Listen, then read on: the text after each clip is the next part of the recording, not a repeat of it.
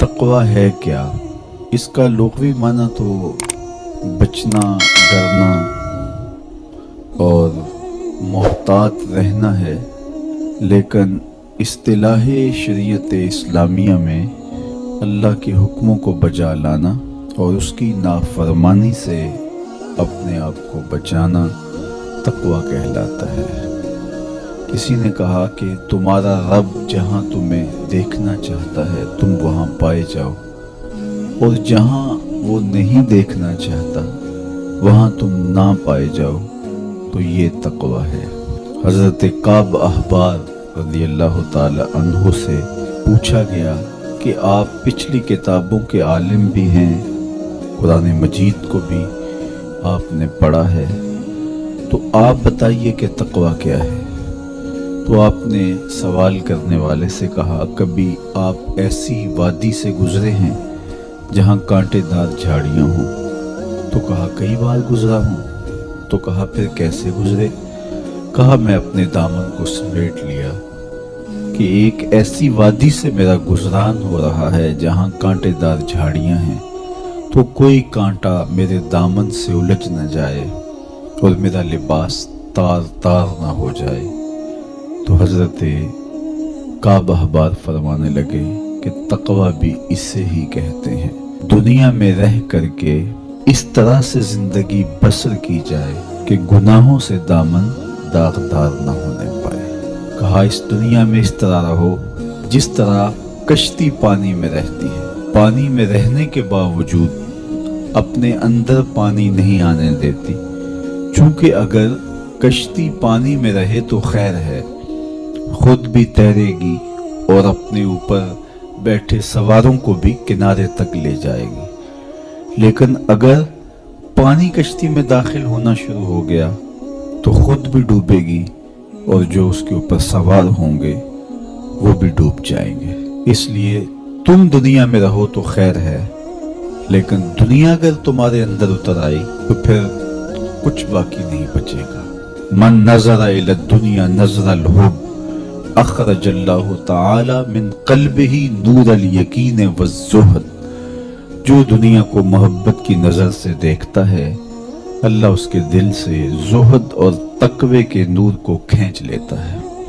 इसलिए इस दुनिया में रह करके भी इस दुनिया से अपने आप को महफूज रखना है। अपनी ज़रूरत का ज़रूर रिज़्क जमा करें, ज़रूरत से ज़ायद कमाएं, तो साथ ये नीयत जुड़ी हो कि मुआशरे के वो लोग जो कमाने की अहलियत नहीं रखते, मैं उनकी ज़रूरत को पूरा करूँगा। तो ये दुनिया नहीं, ये दीन होता है।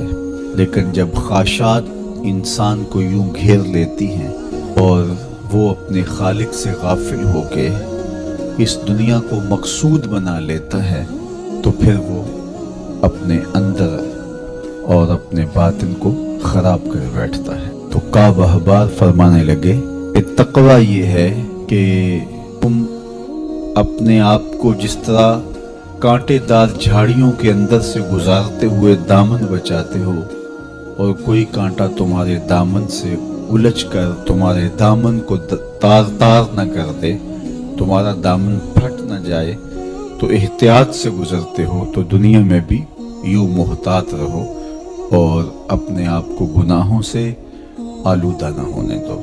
हज़रत सैयदना अली मुर्तज़ा रज़ियल्लाहु ताला अन्हु से तक़वा के हवाले से दरियाफ्त किया गया, तो आपने बड़ी जामे तारीफ़ इरशाद की। फरमाया कि तक़वा क्या है? फरमाया कि तक़वा ये है कि तुम अल्लाह से डरते रहो, खौफ खुदा तुम्हारे सीने में मौजूद रहे, कुरान मजीद पर तुम्हारा अमल रहे, और तुम जो मुयस्सर आए अल्लाह की तरफ से उस पर तुम काने हो, कम पर भी कनात तुम्हारा मिजाज हो। और चौथी चीज़ इरशाद फरमाई कि तुम आखिरत की तैयारी में अपने आप को मसरूफ़ रखो। ये चार वस्फ अगर तुम्हारे अंदर मौजूद हैं तो तुम मुत्तकी कहलाओगे। सबसे पहला वस्फ क्या है कि अपने आप को अल्लाह जल्ला शानहू के खौफ में मुब्तला रखो। اللہ کا ڈر تمہارے سینے میں موجود رہے۔ اللہ کا ڈر کس معنی اور کس مفہوم میں ہونا چاہیے؟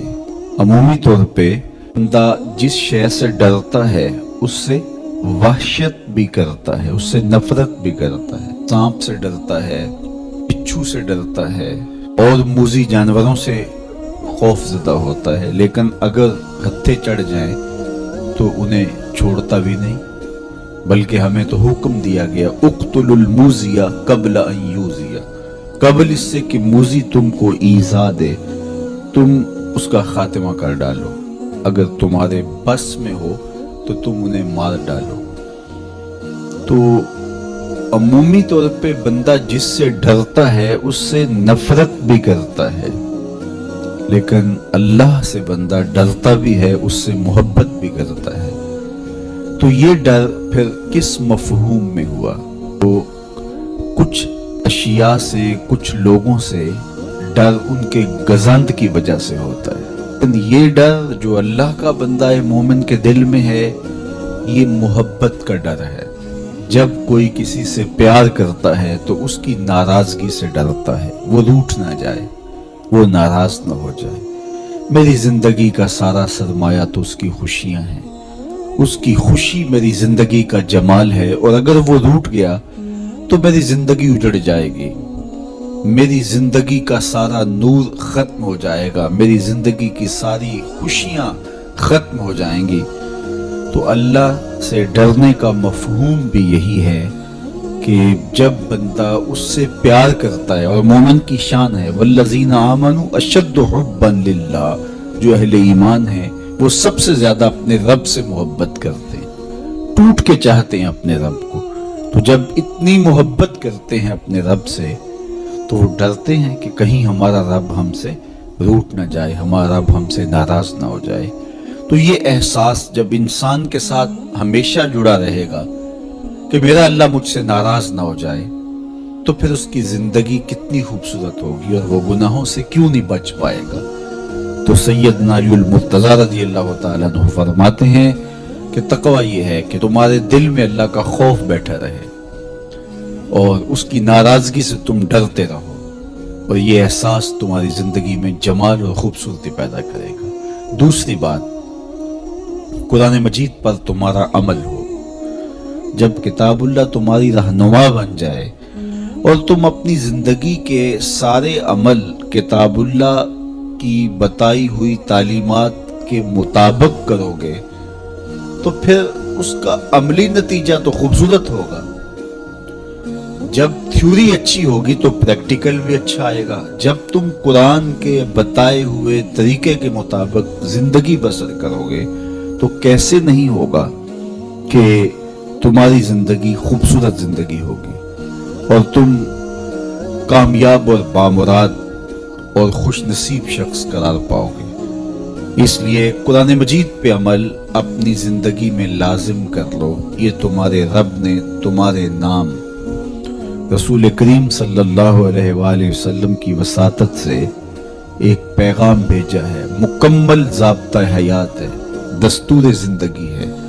اس کتاب سے وابستگی، دل بستگی، تعلق کے خاطر تمہیں کبھی رسوا نہیں ہونے دے گا، تمہیں کبھی بے مراد نہیں ہونے دے گا، تمہیں کبھی نقصان میں نہیں پڑنے دے گا، تمہیں ناکام نہیں ہونے دے گا۔ تم ہمیشہ سرخرو ہوگے، کامیاب ہو جاؤ گے، بامراد رہو گے، عزتیں اور وقار تمہارا مقسوم ہوگا اگر اس کتاب کے ساتھ تمہارا تعلق مضبوط ہوا۔ تیسری بات، جو تمہیں میسر ہو اس پر قناعت کرو۔ میسر پر قناعت کرنے کی عادت بن جائے تو زندگی کی تلخیاں ختم ہو جاتی ہیں۔ عمومی طور پہ ہمیں اتنا کچھ اللہ نے عطا کیا ہوا ہوتا ہے، لیکن اس کے باوجود ہم سکون میں نہیں ہوتے، اس لیے کہ ہم ایک ہدف طے کرتے ہیں اور اس کی طرف ہم بڑھتے ہیں۔ تو میسر کا جو سرور ہے، میسر کا جو لطف ہے، اس کو حاصل کرنے کی بجائے جو میسر نہیں ہے اس کی تگ و تاز کے اندر ہم اپنے آپ کو پگھلا رہے ہوتے ہیں۔ تو اس لیے ہم جب اللہ کے دیے گئے پر قناعت کریں گے، ہاں آپ زیادہ کی کوشش کر سکتے ہیں اس نیت کے ساتھ کہ میں دوسرے ضرورت مندوں کی ضرورت بھی پوری کروں، لیکن اطمینان آپ کو یہ ہونا چاہیے کہ جو مجھے میسر ہے یہ میرا مقدور تھا، یہ مجھے مل گیا، اور اگر میرا مقدور کوئی اور بھی ہوا تو وہ بھی مجھے مل جائے گا، اور ملے گا تب جب اس کا وقت ہوگا، وقت سے پہلے نہیں ملے گا۔ جب ہم اپنے مقدور کو وقت سے پہلے حاصل کرنے کی کوشش کرتے ہیں تو پھر زندگی میں تلخی بھر جاتی ہے، ہم بے چین ہو جاتے ہیں کہ وہ مل کیوں نہیں رہا، میاں وہ کیسے ملے، اس کے ملنے کا بھی وقت ہی نہیں آیا ہے، تو ہم ایک اضطراب میں مبتلا ہو جاتے ہیں، بے چین ہو جاتے ہیں۔ اور اگر ہم یہ یقین کر لیں کہ ہمارے مقدور کا ہمیں جب وقت ہوگا تو ضرور ملے گا، تو پھر زندگی کے اندر ایک طمانینت پیدا ہو جائے گی۔ تو جو تھوڑا میسر ہے، جو زیادہ میسر ہے، اس پر ہم مطمئن ہونے کی عادت پیدا کر رہے ہیں۔ سیدنا علی المرتضیٰ رضی اللہ تعالی عنہ سے ہی مروی حضور کا ایک فرمان ہے، جو اللہ کے دیے گئے تھوڑے رزق پہ راضی ہو گیا، اللہ اس کے تھوڑے عملوں پہ راضی ہو جائے گا۔ تو قناعت کا جوہر نصیب ہو جائے تو پھر زندگی سوکھی بھی ہو جاتی ہے اور تقوی کی دولت بھی نصیب ہو جاتی ہے۔ چوتھی چیز سیدنا علی المرتضیٰ رضی اللہ تعالیٰ عنہ فرماتے ہیں، یہ ہے کہ تم آخرت کی تیاری میں لگے رہو۔ تمہارا جب ہدف وہ ہے کہ میں ایک دن اللہ کے حضور پیش ہونا ہے اور اپنے سارے اعمال کی جواب دہی اور سارے اعمال کا حساب میں نے اس کے حضور پیش کرنا ہے، تو پھر تم پھونک پھونک کے قدم رکھو گے، حزم و احتیاط سے زندگی گزارو گے، اور تقوی نام ہی حزم و احتیاط کا ہے، تقوی نام ہی زندگی کو منظم اور مرتب کر کے اللہ کے حکموں کو بجا لانے کا ہے۔ حضرت شیخ احمد شیخ مجدد الفسانی علیہ رحمہ فرماتے ہیں کہ تقوی دو چیزوں سے عبارت ہے، ایک اللہ کے حکموں کو بجا لانا اور ایک اللہ کی منع کردہ چیزوں سے اجتناب کرنا۔ اور بڑی خوبصورت بات آپ نے کی، فرمایا اللہ کے حکموں کو بجا لانا، اس کی اطاعت اور فرما برداری کرنا، یہ تو فرشتے بھی کرتے ہیں اور انسان بھی کرتے ہیں، لیکن وہ چیزیں جو منع کی گئی ہیں ان سے رک جانا تو یہ کام صرف انسانوں کا ہے، کیونکہ فرشتوں کے اندر تو یہ چیز ہی موجود نہیں ہے، ان کے اندر خواہشات رکھی ہی نہیں گئی جن سے وہ رک جائیں، آرزویں رکھی ہی نہیں گئی جن سے وہ باز آ جائیں۔ تو وہ تو اللہ کی عبادت کرتے ہیں، ذکر و فکر میں لگے ہیں، طاعت اور فرما برداری میں لگے ہیں، اور ان امور سے رکنے کا ان کا باب ہی نہیں ہے، تو یہ حضرت انسان کا کام ہے کہ وہ ان امور سے منع ہو جائے جن امور سے ان کے رب نے انہیں منع کیا ہے۔ تو یہ شے حضرت انسان کو ممتاز کرتی ہے اور تقوی کے حصول کا ذریعہ اور ضامن بنتی ہے۔ اللہ جل شانہ کے منع کردہ کاموں سے رک جائے اور اس کے حکموں کو بجا لانے کی کوشش میں لگا رہے، یہ تقوی کہلاتا ہے۔ بعض نے یہ کہا کہ انسان کے جو ظاہری اعمال ہیں اور انسان کے جو باطنی اعمال ہیں، ان دو اعمال کو دو حصوں میں تقسیم کیا، تو کہا کہ جو باطن کے اعمال ہیں وہ تقوی کہلاتے ہیں۔ اللہ تمہاری صورتوں کو نہیں دیکھتا، اللہ تمہارے مالوں کو نہیں دیکھتا کہ کون کتنا خوبصورت ہے، किसके पास कितनी दौलत है, ना तुम्हारी सूरतें देखता है, ना तुम्हारे बंगले देखता है, ना तुम्हारी जायदादें देखता है, ना तुम्हारा बैंक बैलेंस देखता है। उसे तुम्हारी सूरतों से गरज नहीं है, उसे तुम्हारे अमवाल से सरोकार नहीं है। वलाकि यंजुरु इला कुलूबिकुम व आमालिकुम, वो तुम्हारे दिल देखता है और तुम्हारे अमल देखता है। तुम्हारे कपड़े फटे पुराने हैं, झोंपड़े में रहते हो, लेकिन अमल खूबसूरत है। तुम्हारा कल्ब सलीम है, उस दिल में अल्लाह की मोहब्बत, अल्लाह का प्यार रखा है, अल्लाह जल्ला शानहू के महबूब का प्यार रखा है, तो वो दिल खूबसूरत है। तो तुम्हारे लिबास फटे पुराने क्यों ना हो, तुम्हारे रहने की जगह इंतहाई ना आसूदा क्यों ना हो, लेकिन तुम्हारा दिल अच्छा है, तुम्हारे अमल अच्छे हैं, तो तुम्हारे रब को ये पसंद है। तो तकवे का मरकज तुम्हारा कल्ब है, तुम्हारा दिल है। तुम्हारा दिल भी पाक होना चाहिए। बाहु अलैहि रहमा फरमाते हैं कि दिल काले नालों मुंह काला चंगा, जे कोई ये रम्ज पछाने हो। तो असल तो पाकीज़गी, तहारत, सफाई, इफ़्फ़त कल्ब की है। तो इसलिए अल्लाह ताला जल्ला शानहू ने मोमिनीन के कुलूब की पाकीज़गी, तहारत और सफाई और इफ़्फ़त का तकाजा अहले ईमान से किया है। अल्लाह जल्ला शानहू ने बंदों को जो इज्जत अता की है, तो उसका मायार तकवा को करार दिया। कौन कितना मुअज़्ज़ज़ है, ये उसकी दौलत से नहीं नापा जा सकता, उसके खानदान से नहीं जांचा जा सकता, उसके लिबास से आप ये अंदाजा नहीं कर सकते कि ये मुअज़्ज़ज़ शख्स है। किसी शख्स का किसी कौम से ताल्लुक है और वो गोरी रंगत वाली कौम है, या वो किसी और रंगत से मुताल्लिक है, तो वो उसकी इज्जत का ज़रफ़ नहीं है। इन्ना अकरमकुम इंदल्लाहि अत्क़ाकुम, तुम में से मुअज़्ज़ज़ वो है जो मुत्तकी है, जो परहेजगार है। देखिए अबू लहब कुरैशी नस्ब था, लेकिन खूबसूरत होने के बावजूद, आली मर्तबत नस्ब रखने के बावजूद आज भी उस पर लानतें बरस रही हैं। और बिलाल हबशी रज़ियल्लाहु ताला अन्हु रंग के काले थे और नस्बन गुलाम थे, लेकिन तकवे की दौलत ने, ईमान की दौलत ने उनको उस मुकाम पे खड़ा कर दिया कि